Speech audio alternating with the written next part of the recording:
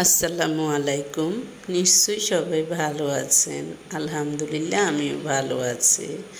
আজকে আমি আপনাদেরকে এমন একটি পার্কের কথা বলবো, যেই পার্কে বাচ্চা ছাড়া কোনো কাপলকে ঢুকতে দেয়া হয় না। হ্যাঁ, আমি মনে করি এরকম পার্ক থাকলে যে কোনো ধরনের পাপ কাজগুলা, যে কোনো ধরনের খারাপ কাজগুলা সমাজ থেকে, দেশ থেকে বিলীন হয়ে যাবে। এটি হলো ময়মনসিংহের ভালুকাতে গ্রিন অরণ্য পার্ক। এখানে গেলে বাচ্চাবিহীন কোনো কাপলকে ঢুকতে দেয়া হয় না। কোনো ছেলে ফ্রেন্ড মেয়ে ফ্রেন্ড একসাথে গেলে ঢুকতে দেয়া হয় না, অথবা সিঙ্গেল বাচ্চাবিহীন গেলেও ঢুকতে দেয়া হয় না। হ্যাঁ, এবং রাইডগুলো খুবই চমৎকার। এছাড়া আরও অনেক সুন্দর সুন্দর রাইড আছে। তাই রাইডগুলো দেখতে দেখতে আমরা কিছু বৈশিষ্ট্য জেনে নিই। হ্যাঁ, অনেকেই বলে মধ্যবিত্ত মানুষ সবসময় মধ্যবিত্তই থাকে, অর্থাৎ বেশিরভাগ ক্ষেত্রে মধ্যবিত্তই থাকে, তারা ধনী হতে পারে না। তারা কেন ধনী হতে পারে না আপনি কি জানেন? মধ্যবিত্তরা আয়ের চেয়ে ব্যয় বেশি করে, আবার কখনো কখনো আয় যেমন ব্যয়ও তেমন করে।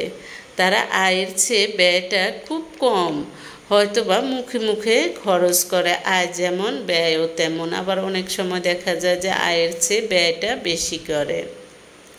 মধ্যবিত্তরা জরুরি অবস্থার জন্য টাকা জমায় না, বিপদে পড়লে অন্যদের কাছ থেকে ধার নেয়। এগুলো মধ্যবিত্তদের বৈশিষ্ট্য। মধ্যবিত্তরা অন্যকে অনুকরণ করে, তাই মধ্যবিত্ত মানুষ সহজেই বড়লোক হতে পারে না, অর্থাৎ ধনী হতে পারে না। হ্যাঁ, তারপর আমি আপনাদেরকে আরও কিছু কথা বলবো। কিছু মানুষ আছে, নিজের মেয়ে যদি চালাক হয় এটাকে খুব গর্বের মনে করে, আর ছেলের বউ ভাইয়ের বউ যদি চালাক হয় তখন এটাকে বিপদ বা সংসারটা বুঝি ভেঙে যাবে, এই ধরনের ঝুঁকি মনে করে।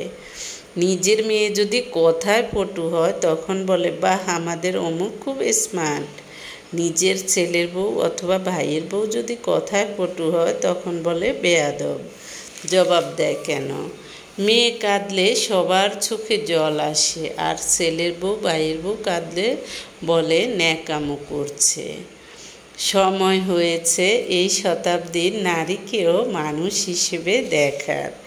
তাই নিজের মনকে না ঘাবড়িয়ে অন্ততপক্ষে নিজেকে প্রতিষ্ঠিত করুন। মনে রাখবেন, স্বাধীনতা অর্জনের চেয়ে স্বাধীনতা রক্ষা করা কঠিন। সুন্দর হওয়ার চেয়ে ভাগ্যবতী হওয়া অত্যন্ত জরুরি। আমি বলবো, সবসময় ভাগ্য ভালো হওয়ার জন্য আপনি সৃষ্টিকর্তার দিকে খেয়াল করবেন, সৃষ্টিকর্তার প্রতি আপনি সম্মান দেখাবেন, সৃষ্টিকর্তার যে বিষয়গুলো বলেছে সেগুলো করবেন, তাহলে আপনার ভাগ্য